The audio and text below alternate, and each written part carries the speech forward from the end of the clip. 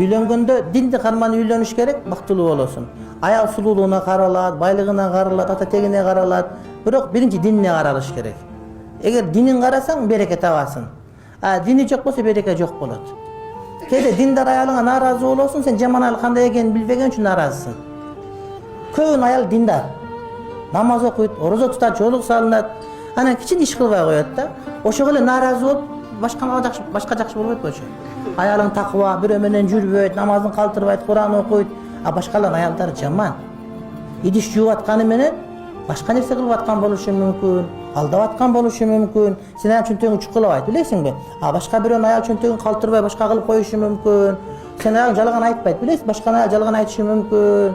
Сен аялың, сен айтып бир жактарга барат, башка бирөөнүн аялы айтпай кетип калышы мүмкүн.